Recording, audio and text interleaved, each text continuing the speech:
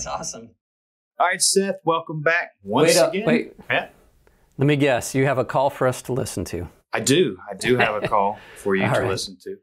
Hopefully this one's a little bit different than some of the others. Been trying to mix it up a little bit. All right. But want to get your opinion on it, see what you think of it. You bet. So same drill. You hit that space bar there, away you go, and give us your thoughts. All right, let's do it. Maybe. Nope. I must have done something. What did I do? All right. Can I hit it? You hit it. All right.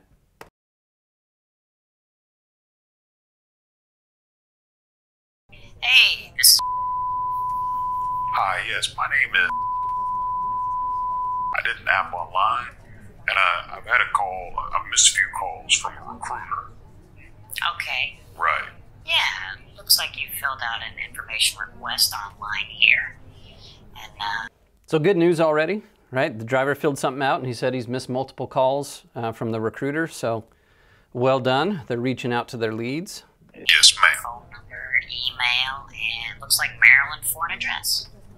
Well, what can we do for you? I just wanted to know, I was online looking at, one of your ads about lease-to-purchase, or, Okay. something like that. I wanted to know, just how that works, Okay. And you live in Maryland, so, are you looking for a lease? You looking to pull van free, flatbed free? So that's a fine question, and we'll see where it goes.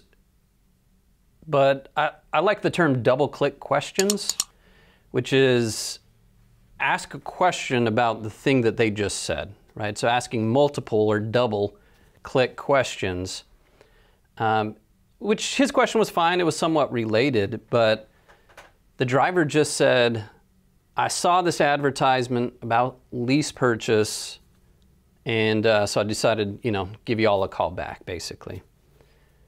So I think that was a good question. Maybe even a better question could be, what in particular jumped out at you about that ad, right? That way you know what's working about your ads. You know specifically what got the driver interested enough to pick up the phone and make a phone call, which is not an easy thing to do. So, but we'll see where it goes. Like I said, it was a good question the recruiter asked, and we'll see what the driver's response was.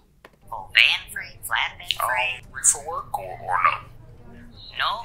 Oh, okay. No reefer, just van or I flatbed. can do van. All right. And so what have you been doing here the last 3 years? So potentially another missed opportunity there about, the whole double-click questions. You want van or reefer? The driver says van. So instead of just moving on to the next line of thought, maybe asking, well, why'd you pick van? What about van do you like? Right, just open it up a little bit more, find out what in particular the driver's excited about, what they're looking for. I have my own truck. And Okay. I got a truck and 2 trailers. Okay. And you're selling those things? Am I selling it? Mm-hmm. No. Why, you want to buy it? No, I just can't do a lease to somebody who owns the truck. That's why I ask. Oh, I got you. What about just work, like a job? Yeah, we have company positions. We pay 49 cents a mile, empty and loaded. You'd be out 3 weeks at a time. Oh, back okay. home for 3 days and then back out. And what regions do you run? Yeah, we're all 48 and Okay. Canada. So one response from drivers, and this is probably true in a lot of other settings too, that I just dislike quite a bit is okay. Because it really doesn't tell you what the driver's thinking.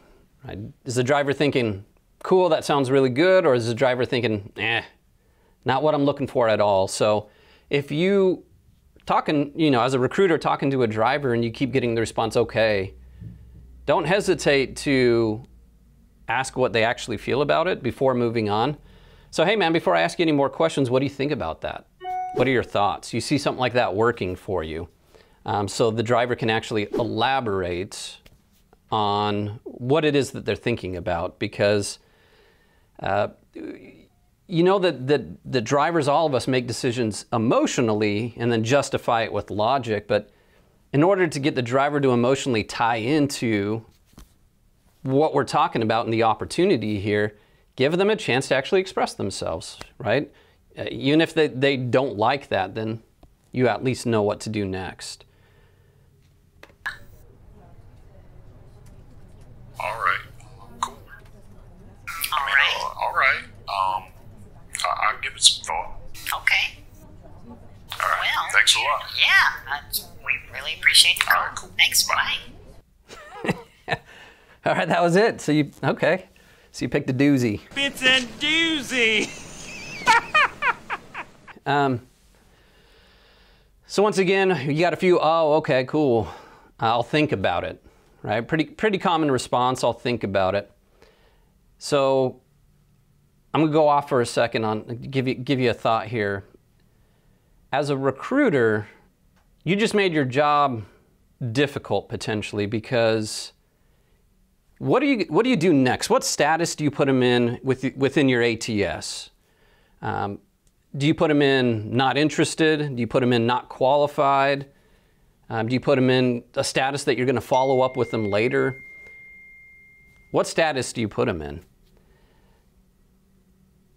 So it basically becomes what I call a dead-end call, where the call ended and you really have no idea what to do next, right? It's not clear at that point that the driver's interested or even not interested. You just don't know.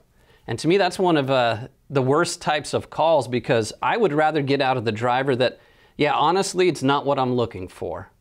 Now I know, hey, what are you looking for? I'm going to go ahead and plug that in, so if we have something like that open up, I can follow up with you. But until then, I don't have a whole lot of reasons to follow up with them. So it helps me prioritize my day, who to follow up with, really work my lead base, my database of drivers. And but the way it stood now, like, I have no idea. Is the recruiter ever going to follow up with the driver? Is the driver actually thinking about it? Or did the driver already decide in his mind that, not for me, it's not really what I was looking for, I'm going to keep reaching out, keep making phone calls to other fleets, other carriers? Or maybe the driver's going, it actually did sound pretty interesting. I am going to think about it, see if I want to be out for that long, or whatever the case may be. So just 2 bits here on the short call. Double-click questions. Ask a question, and then based off of the response, stick on that topic and ask another question. And then the other thing is no dead-end calls. Don't let the call end without it being clear. Are there next steps?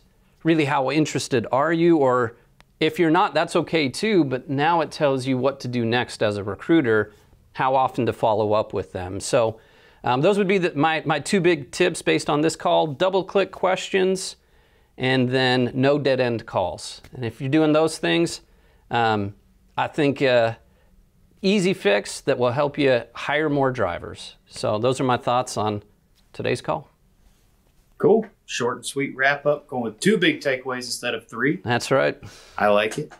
Well, I appreciate you coming in, Seth. I'm going to keep digging, trying to find different varying calls where it's not always the same kind of deal going on. You bet. But thanks for coming in, and I'll grab you again when I got something more. Yeah, bring them on. Thanks. All right. See you next time. All right, see ya.